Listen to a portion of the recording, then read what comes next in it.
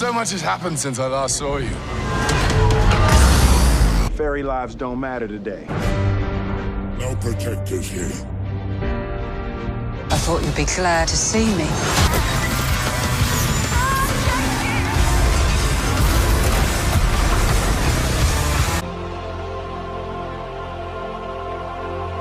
Hey guys, Daniel here. So another San Diego Comic-Con has come and gone.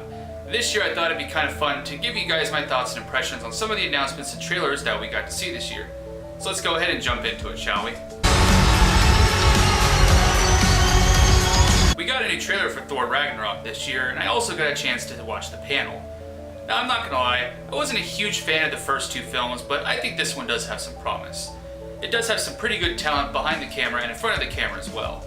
Most notably, the director Taika Waititi, who is most commonly known for his work on What We Do in the Shadows, which is an excellent mockumentary film based around a group of vampires living in modern-day New Zealand. This film has some great actors as well, as I said. Chris Hemsworth, obviously, but we also have Cate Blanchett, who is playing the villain in this one, and Karl Urban as well, and the always amazing Jeff Goldblum. Now, I'm still not feeling this film 100%, but I do think it's going to be pretty good. The main reason for that is Marvel's track record of making a third film in a trilogy. Iron Man 3 was just absolutely laughable on how terrible it was. Captain America Civil War was okay, it had some good action sequences, but ultimately it was just riddled with way too many ridiculous plot holes that didn't make sense. And I couldn't help but feel that that film was really rushed mainly to compete with Batman vs. Superman. But if this film is good, it'll be a breath of fresh air. Thor Ragnarok hits theaters on November 3rd.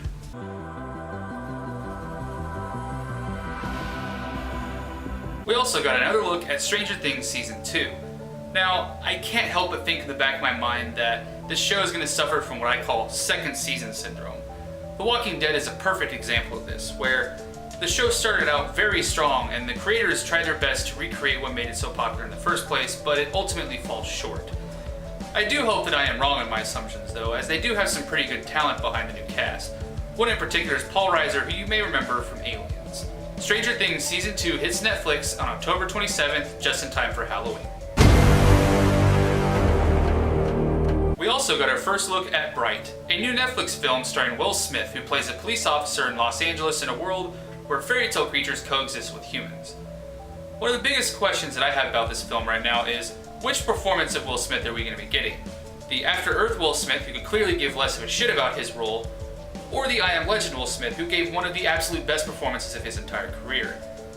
If he does go and decide to do the same exact type of performance that he gave in I Am Legend, I think this film has a lot of potential. But it's still too early to say too much, as it was just announced and we still don't know a whole lot about it. Bright hits Netflix on December 22nd. Another film we got to see a lot of this year was Blade Runner 2049. I think the panel was definitely the most entertaining that they had this year, and I for one am especially excited for this. Mainly because the 1982 classic with Harrison Ford is one of my absolute favorite films, and Rick Deckard is definitely my favorite Harrison Ford role. It's really hard for me to say, because I'm a pretty big Star Wars fan if you couldn't tell. Blade Runner 2049 hits theaters on October 6th, and please be good. That's all I'm asking this year, is for Blade Runner to be good.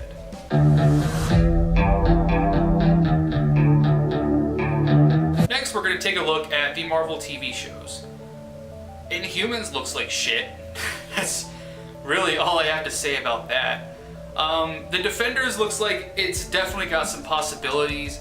The Daredevil show was pretty good. I think that's definitely the best one that they've had so far. I really like Season 2.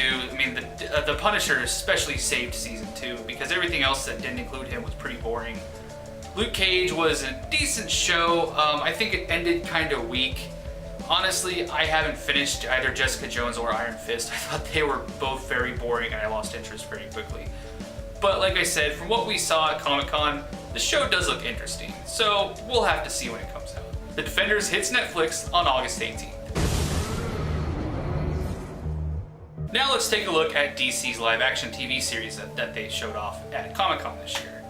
To be completely honest with you, I'm not a huge fan of those either. Like I've said in previous videos of mine, DC's animation is definitely where it's at.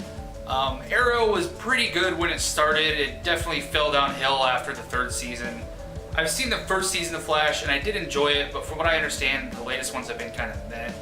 Supergirl was okay. I fell out of that one after like episode 4 or 5.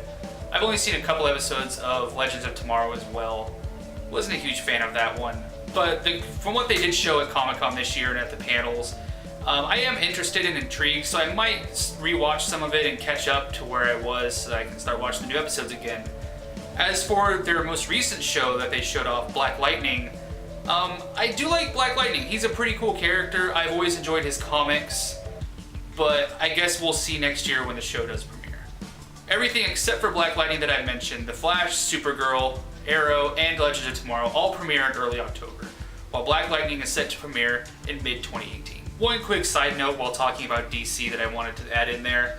As I mentioned in previous videos, the animated movies that they've been making for the last 10 years are absolutely amazing. If you guys are a comic book fan or any type of animation fan, you should watch these. They're absolutely great. They did announce something really badass that I am super excited for, that is they are going to be releasing a box set of all of their animated movies since Superman Doomsday, which is the first one that they ever did release in this series. So if you guys, like I said before, if you guys want to watch them, definitely pick that up. I for sure am going to be picking that up. They also did show off some footage of Batman and Harley Quinn, which is their latest film in the animated universe. It looks really cool, I'm not going to lie. I especially love the way how it's animated like the classic 90s TV show Batman the Animated Series. But as per usual, we'll have to wait and see until that comes out.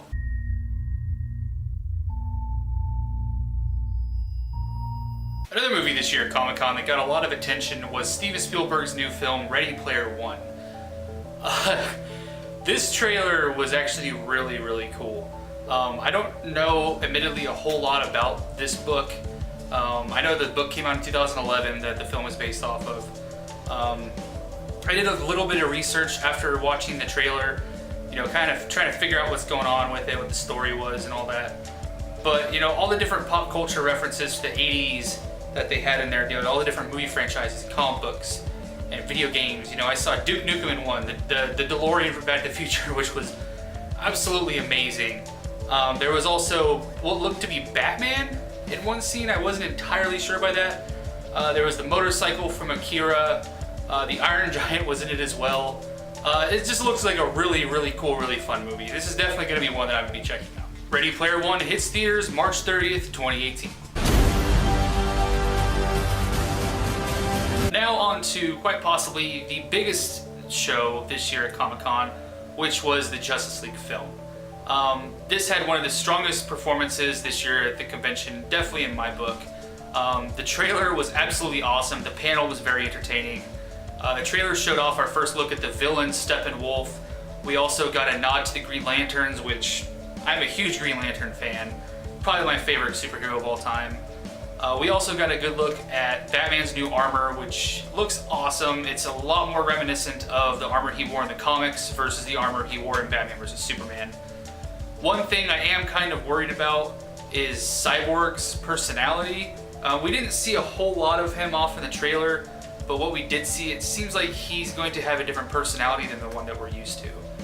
I have enjoyed most of DC's movies except for Suicide Squad, and I think that this is going to be on par with the rest of them.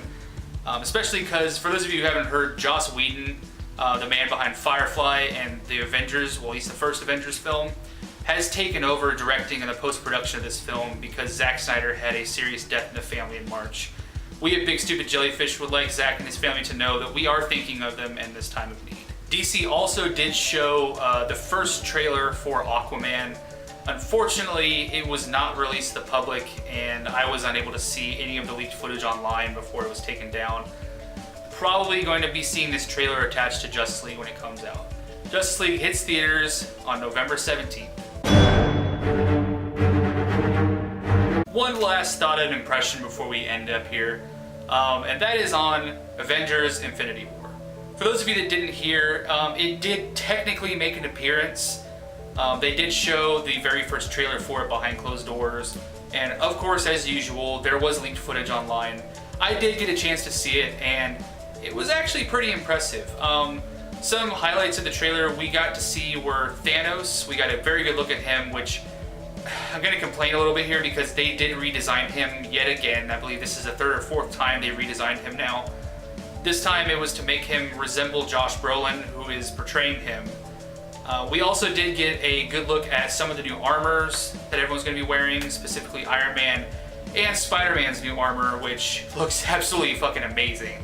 To me, it looks like a mix between the Spectacular Spider-Man and Iron Spider armor.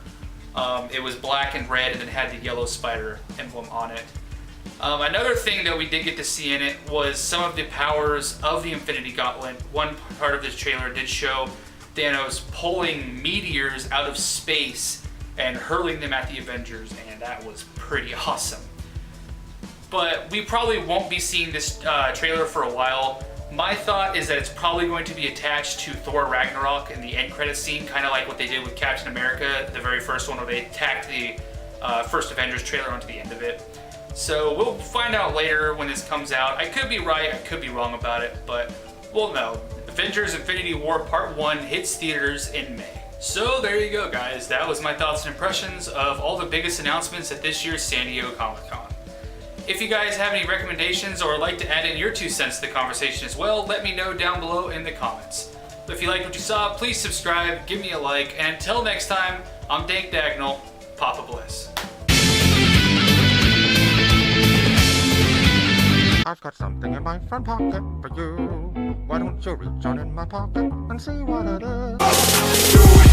Don't let your dreams be dreams.